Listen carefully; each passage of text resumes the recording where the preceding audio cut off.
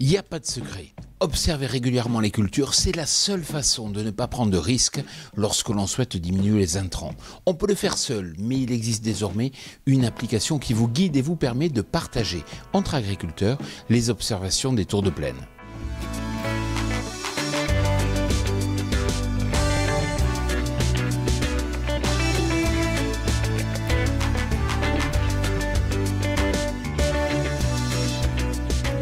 Cette semaine, je vous amène dans le Loir-et-Cher à la rencontre de Samuel Leroux, adepte des techniques culturales simplifiées, du semi-direct, mais aussi du labour lorsque cela s'impose.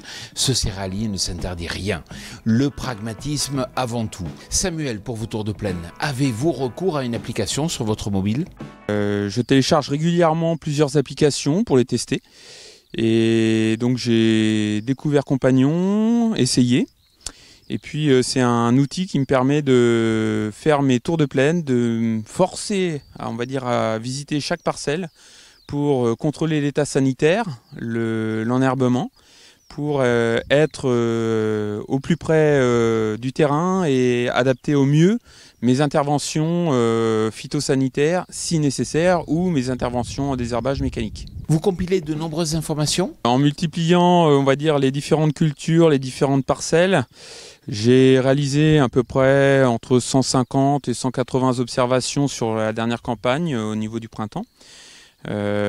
Pour surveiller effectivement des ravageurs. On a eu un épisode puceron qui a été particulièrement important avant la montée sur épi, avant les piaisons. Et puis ensuite tout ce qui concerne l'étape où on a eu de la septoriose sur les blés d'hiver, qui est montée jusqu'à F3, ça n'a pas été au-delà. Donc on a quand même des conditions correctes pour l'année, avec une pression maladie pas trop élevée.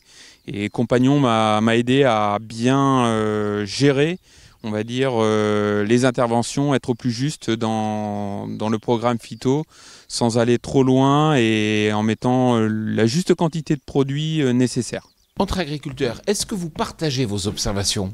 On expose les succès, mais aussi nos échecs.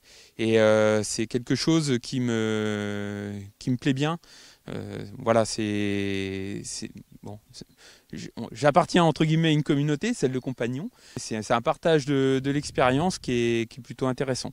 C'est ce que l'on appelle du co-farming. En effet, profiter de la puissance du numérique pour partager des informations entre agriculteurs, mais aussi travailler le plus possible en réseau, constitue des leviers intéressants pour sécuriser la mutation de notre agriculture. Merci Samuel. Quant à moi, je vous retrouve la semaine prochaine sur TV Agri pour un nouveau regard porté sur l'agroécologie. Bonne semaine à vous.